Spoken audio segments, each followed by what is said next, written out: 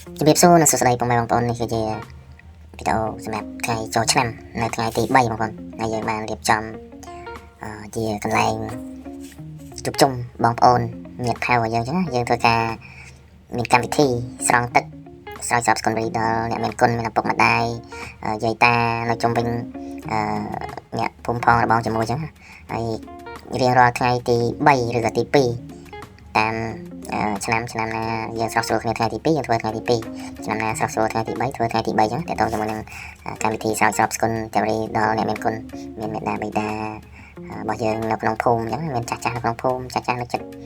តជុំវិញផ្ទះយើងអញ្ជើញគាត់មកចូលរួមកម្មវិធីស្រង់ទឹកជូនចាស់បងប្អូនស្រង់ទឹកជូនចាស់អ្នកមានគុណពុកម្ដាយអញ្ចឹងហើយមិនត្រឹមតែមានកម្មវិធីស្រោចស្រពស្គនចារីស្រង់ទឹកចាស់ទេយើងមានកម្មវិធីរំវងរងក្បាច់សារ៉ាវ៉ាន់អញ្ចឹងមានលបាយវិជាប្រៃមានវាយក្អមអញ្ចឹងបងប្អូននិយាយទៅលបាយវិជាប្រៃមួយចំនួនយើងបានលេងបន្ទាប់ពីយើងធ្វើកម្មវិធីធំគឺយើងស្រង់ទឹកចាស់ហើយយើងស្រង់ទឹកចាស់យើងមានជាតៃទានមានជា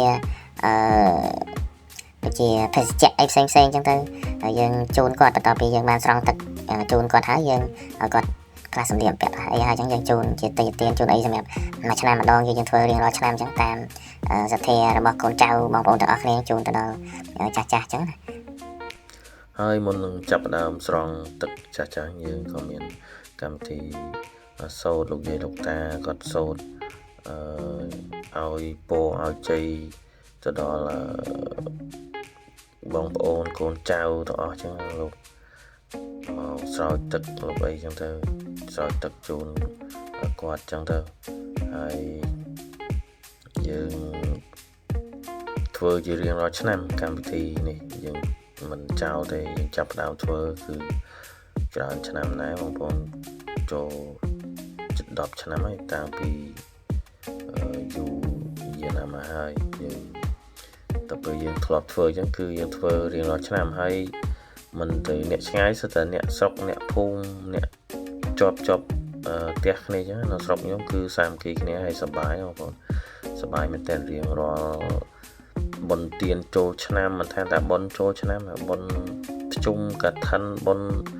អុំទូកបុណ្យអីក៏មានការជួបជុំទៅតាមកម្មវិធីតូចធំផ្សេងអញ្ចឹងបងប្អូនគាត់ថាបុណ្យចូលឆ្នាំនេះយើងតែងតែប្រារព្ធនៅកម្មវិធីនឹងឡើងកម្មវិធីស្រោចទឹកចាស់នឹងឡើងអញ្ចឹងបងប្អូនហើយបន្ទាប់ពីយើងបានស្រង់ទឹកឲ្យគាត់រួចហើយគាត់ក៏បានជូនពរជូនជ័យដល់បងប្អូនយើងដែលបានធ្វើកម្មវិធីនេះឡើងហើយយើងក៏មានតៃទានខ្លះជូនគាត់មានបច្ច័យមានតៃទានយើងជូនតាមសទ្ធារបស់យើងរៀងខ្លួនហើយបន្ទាប់ពីចប់កម្មវិធីស្រង់ទឹកយើងក៏មានកម្មវិធីរាំរែកលេងល្បែងកម្សាន្តអីផ្សេងប្រពៃណីខ្មែរយើងរាំលេងយើងហូបចុកអីផ្សេងសប្បាយទៅតាមប្រពៃណីរៀងខ្លួនអញ្ចឹងទៅយើងហូបចុកបដាយើងរាំលេងបដាអញ្ចឹងបងប្អូនមានចង្វាក់ប្រពៃណីខ្មែរយើងរាំក្បាច់សារ៉ាវ៉ាន់អញ្ចឹងទៅយើងវាយឡើងបាត់ញាក់បាត់ហ៊ីបហបខ្លះទៅកន្ទ្រឹមខ្លះទៅអញ្ចឹងបងប្អូនហើយ